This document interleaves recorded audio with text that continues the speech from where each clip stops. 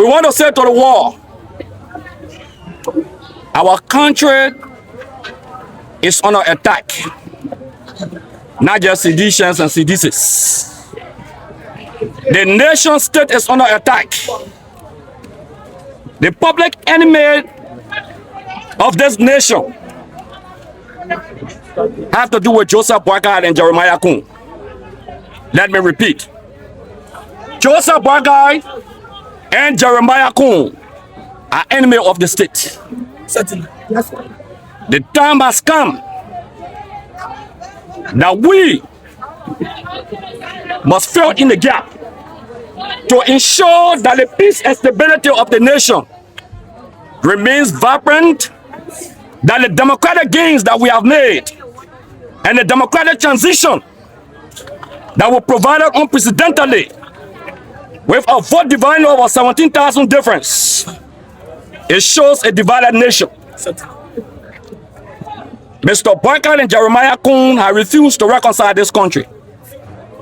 All they have embarked on is to further divide the country. All they have embarked on is to witch hunt their political opponents. It's a sad day for the nation history.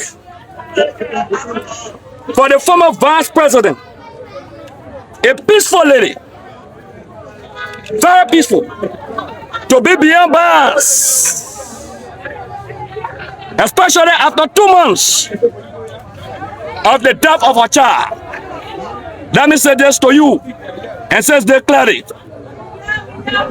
that while we amalgamate our forces gingerly, peacefully, we shall say to Boycott and Jeremiah Kun that our naval streams were buried here. Yeah. We know nowhere. We have no home. We have refused to migrate because this is where we were born. This is a nation that our great-great-grandfathers labored for and struggled for. They fought for a democracy where men and women died in the process. The CDC ensured that we had a smooth transition to turn power over unprecedentedly in the history of Sub-Saharan Africa. This is unprecedented.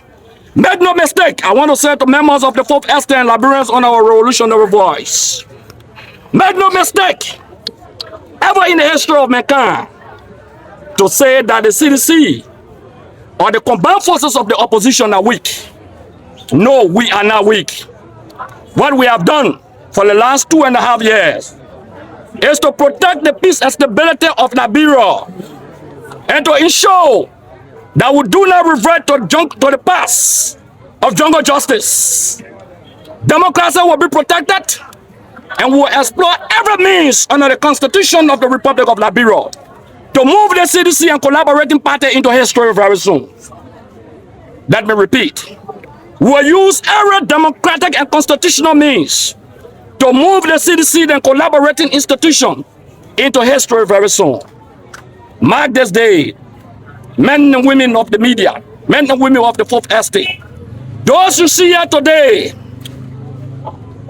are just a little fragment of the representation of the anger, or the grief, of the isolation of our millions and millions of Liberians who are dejected, who live in abject poverty. Parents who cannot send their children to school. Parents who cannot afford to feed their homes. The CDC will remain the voice of the people, voice populi, voice de me. The voice of the people is the voice of God. Distinguished ladies and gentlemen of the Fourth Estate, our distinguished revolutionary partisans who march with us today, we want to close on this note that we never neglect Vice President Joy Howard Taylor. Yeah. Let me repeat. So, We will stand by her. Vice President Joy Howard Taylor is our property, yeah. and we will mean her property also. The CDC as a party will not neglect her. We don't believe in those Booker charges. The government connived and concocted lies and gossip with a criminal operative of the government of the Republic of Liberia to have her beyond bars today. But we say to you, jewel is our property. We never ever in the history of our existence neglect her.